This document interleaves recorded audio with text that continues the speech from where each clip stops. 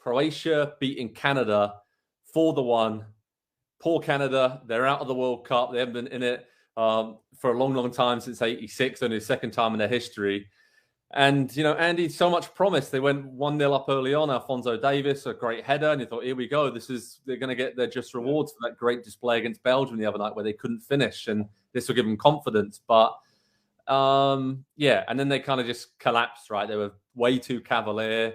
And then Croatia did what Belgium couldn't. They just picked them off, right passes, showed their class.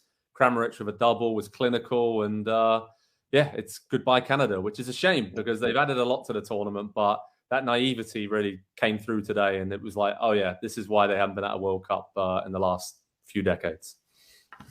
Yeah, it was the lesson that was coming for them. And as good as they were, but I think it was easy to see though, because as good as they appeared to be against Belgium, they never took their foot off the gas the entire game. And so they hadn't shown that they knew really any other way to play other than being all action, all effort for 90 minutes. And that's great if it's 0-0. That's great. That's even greater, perhaps, if you're a goal down and you're chasing. But when you're a goal up and there's still 88 and a half minutes to go in the game, and you've got to hold on to that, and it's I can't imagine this doesn't factor into a human psyche. And it's the first time your country has ever had a goal at the World Cup. It's a possibility to get the first point that you've ever had at a World Cup, and obviously the first win that you've ever had. And so the pressure of that then becomes something completely different than you prepared for 3 days in between games. And John Herdman, he got a lot wrong in this game. And by got a lot wrong, I mean, he didn't really do anything. He got the goal early and just said, okay, this is fine. We'll continue to do this.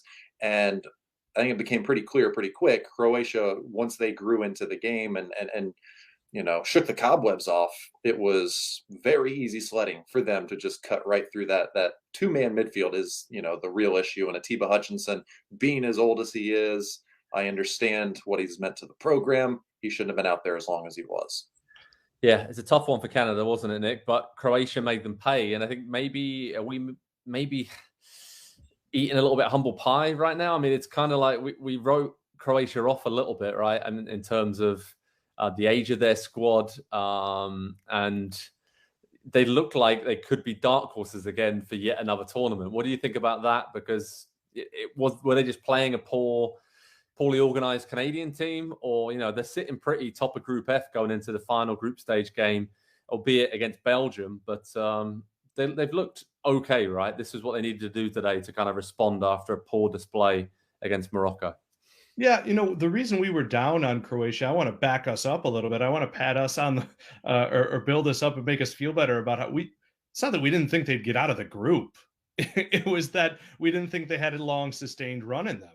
And what I think we saw was once Herdman built a mentality in Canada, which was a calculated risk, and I thought it was a good risk. It was worth doing, considering I didn't really think they had a chance to get out of the group.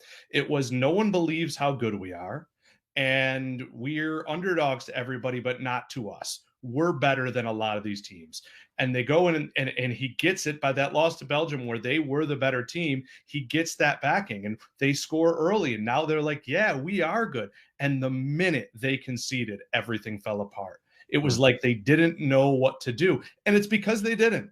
It was the first time they've suffered any real, especially because, not to take an unnecessary shot at the U.S., but the first time they met, both times they met in qualifying, the U.S. basically handed Canada the game by either choosing the wrong team or just playing very poorly. So this is honestly the first real adversity Canada has faced in a couple of years. They are young in certain places, and David's done nothing. Laren struggled as well, and their backs are inferior. So it's again, nothing against them in terms of could they take that same team and go win CONCACAF again? Yes, they could. But going up against Croatia is a whole nother story. And I also thought in terms of personnel, and Annie mentioned Hutchinson, anyone who's watched MLS for any period of time, Jonathan Osorio is an underrated player. He has been around their team for so long. He has a little bit of the Michael Bradley of Canada vibes about him, and that he was a leader at TFC and he's been through the dark ages. And when he came on late, I thought, why wasn't that guy playing earlier? Yeah, a few strange decisions, but Canada will learn, obviously, as co-host for 2026. We'll see a lot of these young guys again. They'll have the great experience this time around. But you're right, David and Laren just, for whatever reason, just did not show up at the World Cup. And that is, I think, is a big reason why they were not finishing chances off in the final third, obviously. And I think the whole team, again, just kind of fell apart when that was the case. In terms of Croatia, though, they obviously play, as I mentioned, Belgium in their final group game.